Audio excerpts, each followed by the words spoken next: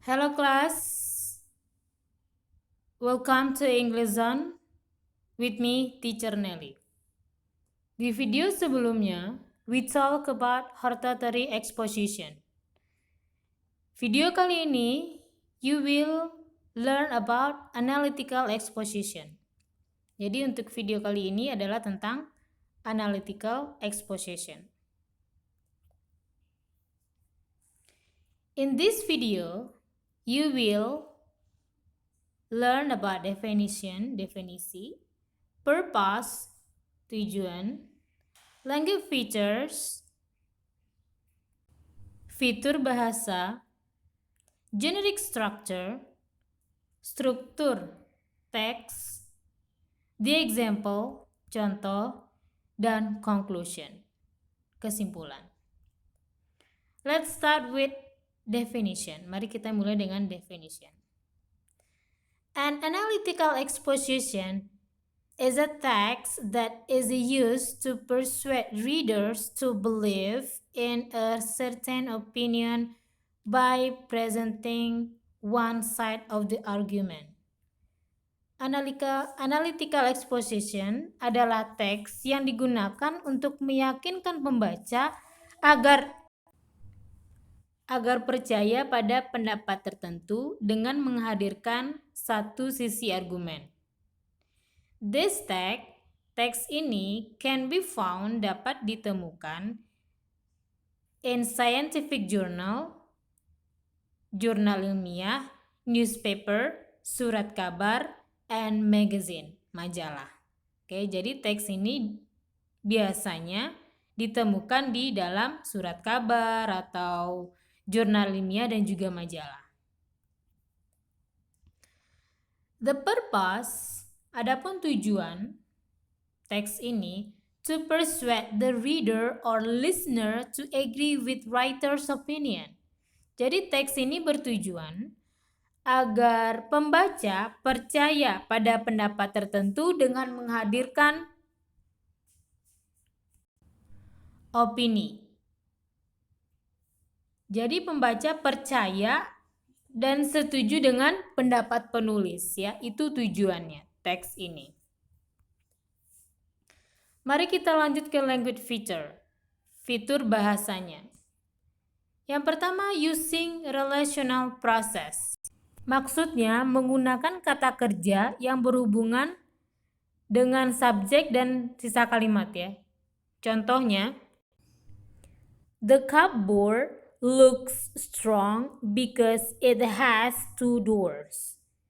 Lemari kelihatan lebih kuat karena memiliki 2 pintu. Ya, itu namanya relational process. Jadi ada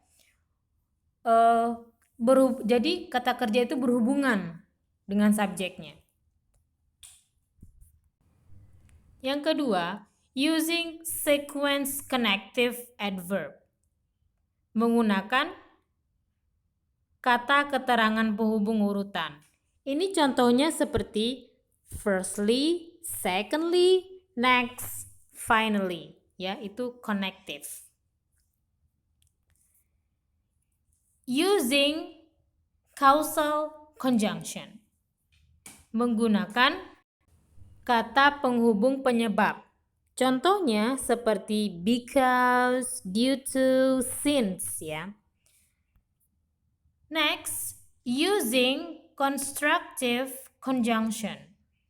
Menggunakan kata penghubung kontras. Misalnya but, nevertheless, seperti itu. Using simple present tense, ya, menggunakan simple present. Focusing on generic human and non-human participants. Berfokus pada manusia atau non-manusia, ya. Misalnya car, pollution, leaded petrol car, ya. Contohnya seperti itu. Next, using abstract nouns. Menggunakan kata benda abstrak. Contohnya policy, rule. Using modal verb, menggunakan kata kerja modal. Misalnya must, can, should. Using modal adverbs, menggunakan modal adverbs. Contohnya certainly. Nah, seperti itu. Ada kata li di belakang, itu sudah masuk ke modal adverb. Terakhir, using passive sentences, menggunakan kalimat pasif. Misalnya seperti ini. It has manufactured in Jakarta. Ya, jadi itulah kira-kira language feature-nya, fitur bahasa yang digunakan dalam analytical exposition text. Seterusnya kita lanjut ke generic structure. Yang pertama, thesis. Is it used to introduce the topic of the text? Ini digunakan untuk memperkenalkan topik teks. It must contain a thesis sentence each which the writer states clearly their position. Jadi harus berisi kalimat a thesis, pendapat ya, opini, yang penulis nyatakan dengan jelas ya. Jadi disinilah perkenalan dari opininya penulis. Next, yang kedua, argument. Are several paragraphs that support the thesis that the writer states. Terdapat beberapa paragraf yang mendukung tesis atau opini yang penulis nyatakan. The writer uses fact and details. Penulis menggunakan fakta dan detail. Nah, jadi di argumen inilah penulis memperlihatkan data-data yang dia punya. Yang ketiga itu reiteration, yaitu it closes, penutup. It restates the thesis sentence. Paragraf ini menyatakan kembali tesisnya penulis. Maksudnya, di paragraf ini penulis menyatakan kembali opininya. Oke? Jadi ada 3 generic structure dalam analytical exposition, ada thesis, argument, dan reiteration. Ya, thesis ini berupa introduction, argument itu terdiri dari beberapa paragraf yang di situ ada opini penulis disertai dengan fakta dan detailnya. Sedangkan reiteration adalah penutup atau kesimpulan dari penulis. Oke, let's see the example. Oke, silakan dibaca teksnya. Ada 4 paragraf, ya.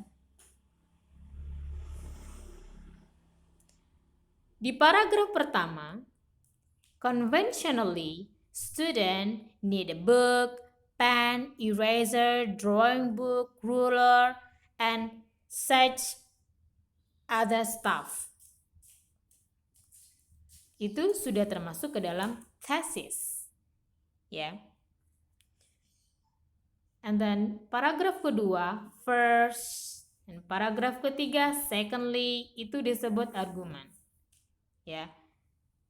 And paragraf keempat, from all of that, itu sudah masuk ke reorientation. Itu sudah menginclude kepada kesimpulannya. Oke. Seperti yang dikatakan tadi, salah satu ada beberapa ciri dari analytical exposisi ini menggunakan connective adverb. Nah, coba lihat di situ ada first, secondly. Nah, dan juga dikatakan ada modal adverb. Ya, contohnya ada conventionally. Oke. Sekarang mari kita ke conclusion. As we know that both analytical exposition and hortatory exposition are classified as argumentative essay. Seperti yang kita ketahui bahwa baik itu analytical exposition dan hortatory exposition diklarifikasikan sebagai esai argumentatif, ya. Keduanya menghadirkan argumen untuk mendukung keadaan tesis atau opini dalam orientation.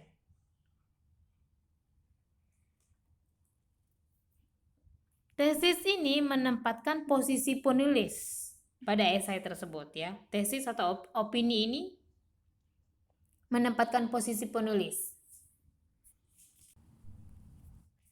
From generic structure, dari struktur generiknya, we can now, kita bisa tahu, the difference is that analytical exposition end with paragraph to strengthen the thesis, while hortatory makes a recommendation for the reader. Ya, kita dapat mengetahui perbedaannya, yaitu analytical eksposisi diakhiri dengan paragraf untuk memperkuat tesis. Ya.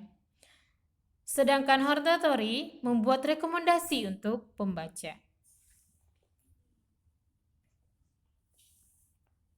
Mari kita lihat example. Oke, silakan dibaca teksnya.